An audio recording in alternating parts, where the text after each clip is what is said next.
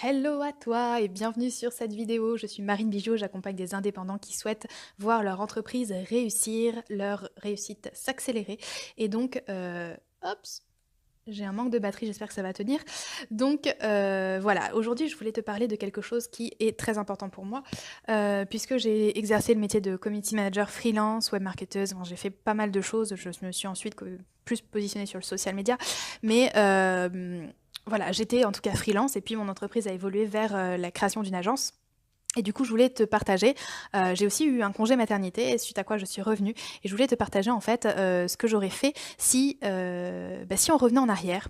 Tu vois, si on revenait en arrière, qu'est-ce que j'aurais aimé qu'on me dise en fait à ce moment-là pour avoir une activité enfin pour ne pas faire les erreurs que j'ai pu faire et que beaucoup font de toute façon, hein. Quand on choisit la voie longue et qu'on apprend par soi-même, on fait des erreurs, et puis après il y a aussi la voie rapide qui permet d'accélérer tout ça.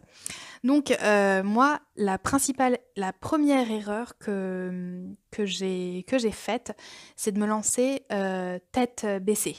Ok, de foncer, de me dire vas-y c'est bon, je vais être indépendante et je me lance. Qu'est-ce que je sais faire? Vas-y, je propose ça et j'y vais tête baissée. Et en fait, c'est de ne pas avoir réfléchi plus que ça à qui je suis, qu'est-ce que je vais apporter, où est-ce que je veux aller, surtout à mes objectifs à moyen, long terme, tu vois, parce que peut-être que toi, tu es indépendant aujourd'hui et peut-être que tu veux aussi évoluer vers la création d'une agence, je sais pas. Peut-être que ton objectif, c'est de rester indépendant juste tout le temps. Mais si tu as en tout cas l'objectif d'évoluer, et ben forcément, il faut que tu prennes en compte cet objectif-là, tu vois, et dès le début. Et c'est vrai que ça, c'est quelque chose qui aujourd'hui, si je devais recommencer de zéro, c'est quelque chose que je ferais, ça c'est sûr, à 100%. Donc voilà, prendre le temps de réfléchir. Ensuite, je pense que la deuxième chose que je ferais, c'est que je me ferais accompagner. Alors que ce soit pour... puis après, en plus, j'ai fait l'erreur aussi de ne pas me faire accompagner une fois que j'ai créé la société. Donc, d'essayer de faire les statuts moi-même, d'essayer de faire toutes les choses qu'on a envie de faire soi-même. C'est une erreur que j'ai faite aussi quand j'ai lancé la société. Donc, je pense que vraiment, ça, c'est super important de se faire accompagner parce qu'on gagne du temps. On gagne du temps et on évite de faire des erreurs. Donc ça, c'est vraiment très important de s'appuyer sur des personnes qui sont déjà passées par ce par quoi on passe nous-mêmes et qui ont déjà atteint ce que nous, on souhaite avoir. Ça fait gagner un temps fabuleux et ça fait éviter les erreurs. Et si tu veux, toi, prendre un chemin qui est parsemé d'embûches, tu peux. Mais je pense que tu es comme tout le monde. Si on peut te donner un raccourci et puis éviter tout ça, je pense qu'il faut le prendre. Et moi, personnellement, c'est pas quelque chose que j'ai fait. Donc du coup, j'ai eu pas mal d'embûches. Et si aujourd'hui je devais tout recommencer, c'est certainement ce que je ferais en tant que freelance, si je voulais me relancer en tant que freelance. Donc voilà. Et la troisième chose, et ça c'est quelque chose qui est vraiment primordial, qui est vraiment super important à mon avis, c'est de travailler sur soi. C'est de travailler sur soi, de travailler son état d'esprit. Et ça, vraiment, ça m'a fait faire un bond, mais un bond énorme. Si j'avais fait ça depuis le début, je pense que j'en serais aujourd'hui plus loin. Après, toutes mes erreurs m'ont fait avancer aussi, euh, et toutes mes réussites m'ont fait avancer aussi.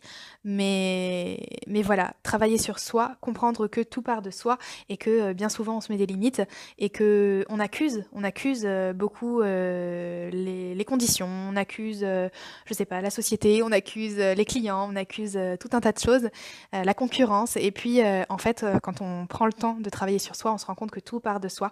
Et quand on fait un travail là-dessus, eh bien, le champ des possibles est enfin, l'évolution est beaucoup plus rapide et on ouvre de nouvelles portes vraiment très, très, très, très facilement.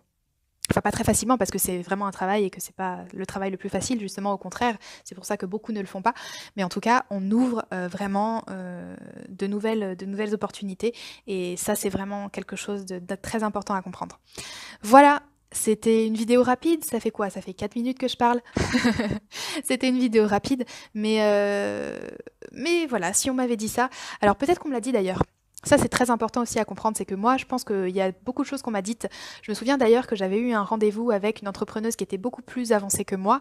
J'avais eu un rendez-vous Skype et puis au moment où elle m'avait donné certains conseils, eh bien, je m'étais braquée. Tu vois, à l'époque, c'était c'est quoi ton offre? Elle m'avait dit. C'est quoi ton offre? Ah bah moi, mon offre, je sais pas, je fais un devis en fait, je peux pas faire une offre pour tout le monde quoi. C'est vraiment un devis sur mesure, que je fais à chaque fois.